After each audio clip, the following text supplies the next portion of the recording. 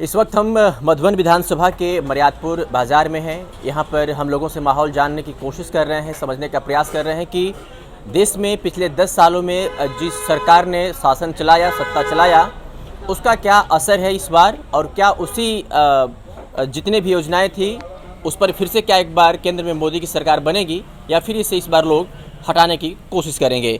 तो इन तमाम मुद्दों पर बातचीत करेंगे, जानने का प्रयास करेंगे। सर, क्या नाम हुआ आपका? पीके रावत। क्या लग रहा है जो केंद्र में 10 साल भारतीय जनता पार्टी ने सत्ता चलाया, शासन चलाया, तमाम योजनाओं को लेकर के फिर से एक बार कह रही है कि हमारी सरकार बनने जा रही है, 400 पार का नारा दे रही है, जो उनकी नीतियां हैं, जैसे राशन हो गया, राम मंदिर हो गया, सीए, तमाम तरह के 370 तरह की बात चले, तो क्या लग रहा है कि इस बार फिर उसी मामले को लेकर के भारतीय जनता पार्टी सत्ता में आएगी?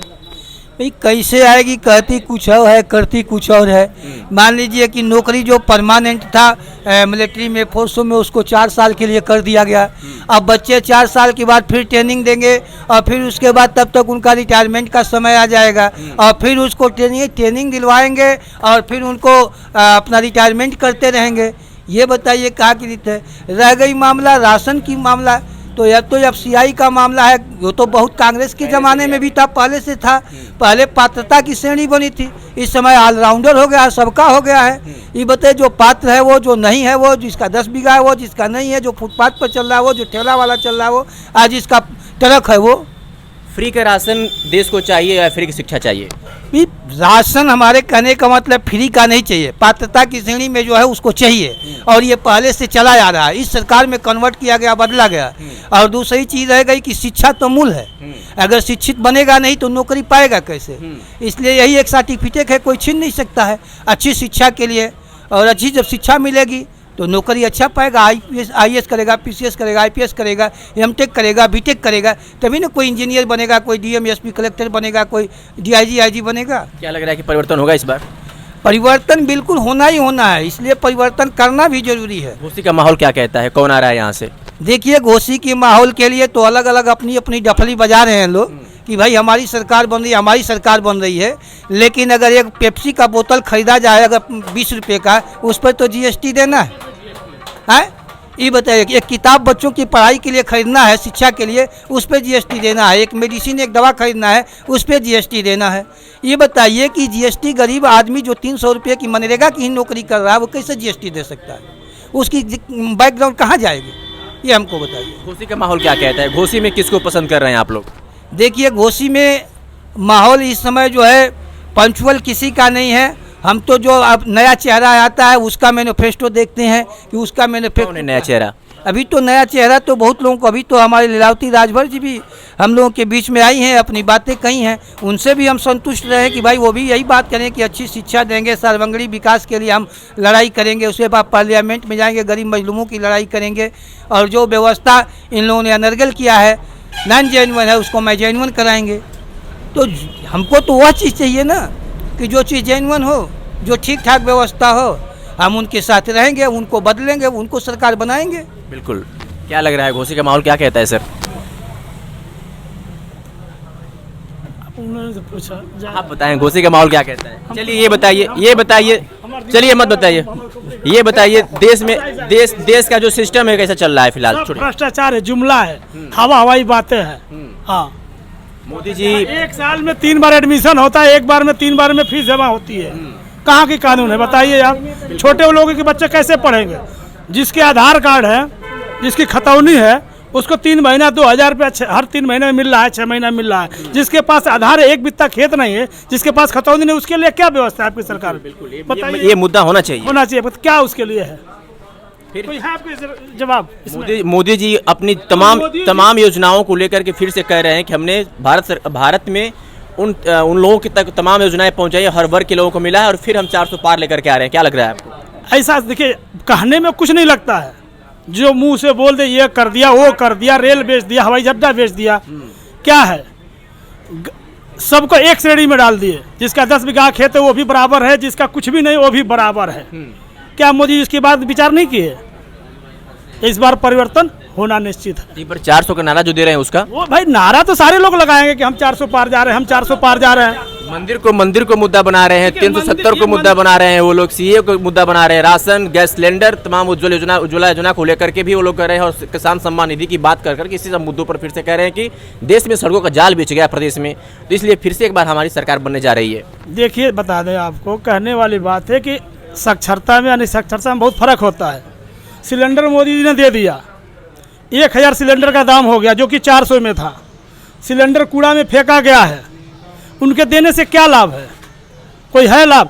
जबकि उसका रिफंड उसका जो लगता है 10 रुपया तो ले लीजिए 20 रुपया, लेकिन दिखावा है कि फ्री ने दिया आपने, है कि नहीं है? पब्लिक खुश है, पब्लिक खुश है, लेकिन पब्लिक से जब पूछेंगे तब ना कि क्या महीना जो सिलेंडर की लिस्ट है, जो गैस जो भराया जाता है, कितने लोग का परसेंटेज भराया जाता है?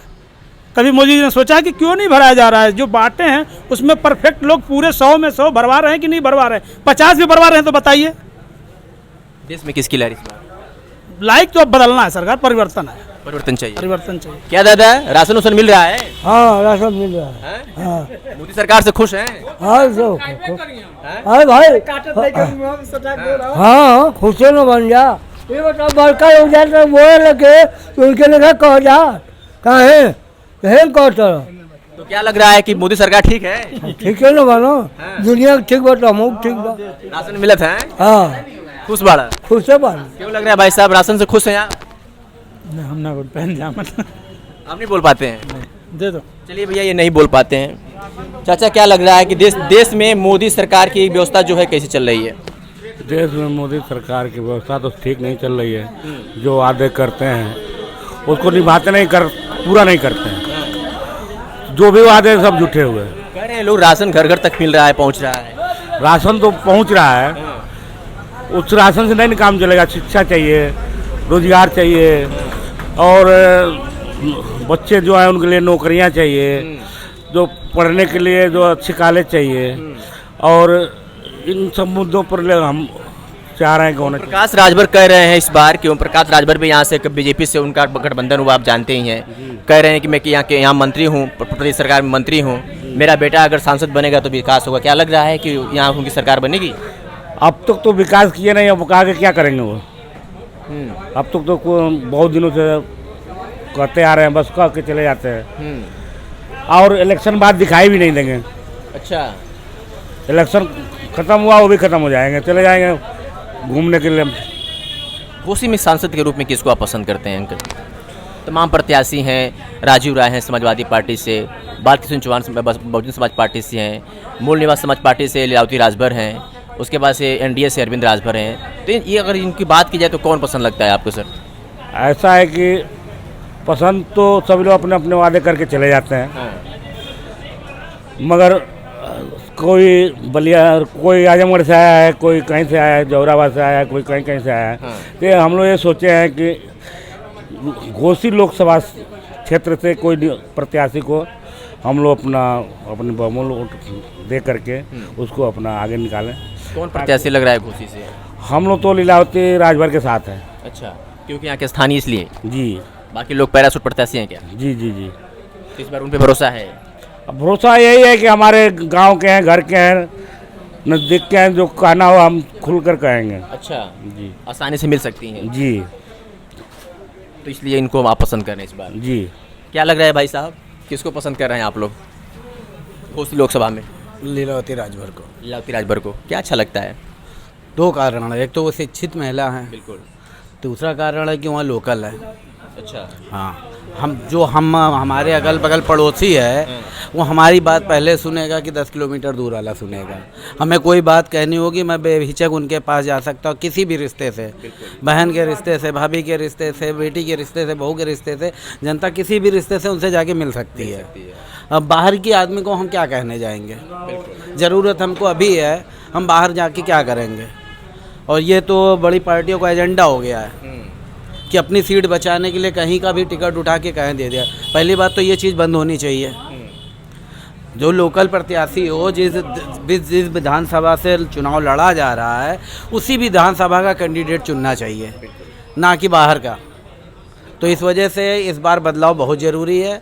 अगर घोसी विधानसभा क्षेत्र की जनता को कुछ चाहिए तो अपने ही घर और परिवार को देखे। जातिवादता पार्टीवादता अगर करोगे तो जैसे एक कहावत नहीं है कि भेड़ जो होती है एक तरफ चलती है, सारी भेड़ गिरती चली जाती है। और हमारे यहाँ जनता सबसे बड़ी बेवकूफ़ी है कि वो 4 स्कॉर्पियो से और लश्कर से चल रहा तो ये मेरा उद्धार करेगा। जो 4 लश्कर से चल रहा वो तुम्हारा क्या उद्धार करेगा? क्या उद्धार करेगा? वो 5 करोड़ रुपए लगा के चुनाव लड़ रहा है तो जाहिर सी बात है 15 करोड़ कमाएगा, ना कि आपके लिए सोचेगा। इसलिए कमज़ोर वर्ग का प्रत्याशी ही चुनना चाहिए जिससे आप लड़ के झगड़ के अपने अधिकार से उस बात को कह सकें। आप बड़े लोगों से कह पाएंगे? अब ओम प्रकाश जी बनारस में, वो जीतने के बाद बनारस रहेंगे कि यहाँ घोसी में रहेंगे? अब घोसी की जनता के लिए कुछ नहीं करेंगे। उसी तरह जो है राय साहब भी हैं, वो बलिया से आए हैं। और बाकी चौहान साहब तो रह ही चुके हैं, उन्होंने क्या विकास कर दिया। 24 चल रहा है, 2024। बड़े बड़े और प्रदेशों में जाइए और ज़िलों में जाइए, जिस तरह आजमगढ़ और मऊ का नाम चलता है प्रदेश भर में, मतलब एक पूरे भारत में एक मतलब मुद्दे का नाम है मऊ आजमगढ़। उससे छोटा मैं बस्ती जिला से घूम के आया हूँ, इससे बहुत लाख गुना डेवलप कर चुका है। तो ऐसे लोगों को चुनने से क्या मतलब है? आप चुनिए उसको जो जनता के बीच में रह सकता है, जो जनता के बीच में बैठ के चाय समोसे के साथ आपके साथ बात कर सकता है, ना कि AC वाली गाड़ी में बैठे हैं और उसके बाद जीतने के बाद सीधे संसद बाकी प्रॉपर्टियाँ बनाना। तो ऐसे इंसान को चुनिए कि जो है जो यहाँ का लोकल आपके सुख दुख में खड़ा हो सके। क्या लग रहा है इस बार, क्या माहौल कहता है? माहौल तो बहुत ही बढ़िया है, लेकिन यहाँ के विधायक मंत्री धूर्तबाज हो गए हैं। आदमी बोलता है नक्कालों से सावधान, एक लोग बोलते हैं ना, ट्रेन में जाते हैं लोग, नक्कालों से सावधान रहिए। तो देखते हैं किताब के नीचे लिखा है नक्कालों सावधान, वही नक्कालों से सावधान रहिए। अब की बार लाना है लोकल प्रत्याशी। अच्छा, लोकल प्रत्याशी कौन है? सबको मैंने देखा, परिणाम सुनिए। देखिए अतुल राय, बालकृष्ण चौहान, राजीव राय, अरे सबको मैंने परखा। एक किसी काम कोई आदमी किसी काम का है नहीं। अच्छा। इनको कोई वजूद ही नहीं है। अगर कोई वजूद है, कोई काम के विकास का जरिया कोई दिख रहा है तो मधुबन विधानसभा में लोग दिखाए मुझे, कुछ नहीं है। ये लोग बेकी बातें करके लोगों को गुमराह करने की बात करते हैं बस। किस पे भरोसा है? भरोसा तो लीलावती राजभर पे है। अच्छा जी, और मैं तो भोजपुरी कलाकार हूँ, लेकिन भरोसा इनके पे है हमारा 100%, 100% भरोसा है। अच्छा, बाकी सब तो ये सब नक्काल हो गए हैं सब। क्या अच्छा लगता है लीलावती में? लीलावती में अरे भैया विकास करेंगी, विकास समाज सेवी हैं, पहले तो समाज सेवी हैं, विकास करेंगी। इसलिए इस बार लीलावती राजभर, इस बार हम उनको चुनना चाहते हैं। क्या माहौल कहता है सर इस बार घोसी लोकसभा का? ठीक ही चल रहा है। चल रहा है जी जी। क्या लग रहा है, किसकी सरकार बना रहे हैं आप लोग? तो आशा है कि हम लीलावती राजभर को जिताएंगे। अच्छा जी। क्यों?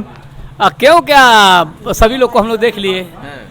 अरे एक से एक लोग आए और गए। आपके सामने ये घोसी लोकसभा में 3 धुरंधर हैं चुनाव मैदान में। जी जी। बालकृष्ण हैं बसपा से, राजू राय भी हैं समाजवादी पार्टी इंडिया गठबंधन से, NDA से अरविंद राजभर है। तो क्या नहीं लग रहा है कि मतलब उनके आगे कहीं थोड़ा सा इनका प्रोडक्ट हल्का होगा? गरीब पार्टी है। अच्छा। एक कमजोर पार्टी है, ये गरीबों की मसीहा है। इनसे हम जैसे चाहेंगे वैसे इनसे काम लेंगे और ये काम करेंगे। इनको हम विजयी बनाएंगे। इनको वोट दे करके मूल निवासी समाज पार्टी का चुनाव निशान हाकी अखबाल, हाकी अखबाल पर हम वोट देंगे और उनको जिताएंगे, इनको सांसद तक पहुँचाएंगे। लीलावती राजभर जात से आती हैं जी। और उसी पार्टी से, उसी समाज से आते हैं प्रकाश राजभर जो इस समय कैबिनेट मंत्री हैं NDA से। NDA से उनका लड़का इस सांसदी का चुनाव लड़ रहा है। तो क्या नहीं लग रहा है कि थोड़ा सा टक्कर आपके सामने मजबूत होगा? नहीं सर, बिल्कुल नहीं। राजभर समाज किधर जाएगा? कहते हैं कि देखिए- राजभर समाज मेरे साथ है। सर देखिए, राजभर समाज को बहुत कुछ कर दिया है। ओम प्रकाश भैया जो हैं जितना वादा किए, एक वादा भरों के साथ में वो वादा पूरा नहीं किए। अच्छा। एक भी नहीं पूरा किए। जितना भी वादा किए, कोई राजभर समाज बता दे कि नहीं हमको हमारे साथ वो ऐसा करके हमारा वादा पूरा किए हैं। कहते हैं लड़का जीतेगा तो आरक्षण की जो बात है। अरे सर देखिए, जिसका उठते देख गया, जिसका बैठते देख गया, उसका उठते भी देख गया, वो क्या लोग कहेंगे? अरे वो लोग आएंगे, वोट लेंगे, अपना स्थान रख लेंगे। अरे बड़े लोगों की बड़ी बात, छोटे लोगों की छोटी बात। हम छोटे हैं, हम छोटे के साथ रहेंगे। हमारे लीलावती राजभर जो है हमारे साथ हैं, हम उनके साथ हैं। हम लोग उनको वोट देंगे, उनको विजयी बनाएंगे, उनको सांसद पहुंचाएंगे। जो भी हमारा दुख सुख होगा वो हमारे साथ रहेंगे। बिल्कुल जी, तब की बार लीलावती राजभर। जी, लीलावती राजभर के अलावा कोई नहीं। चलिए।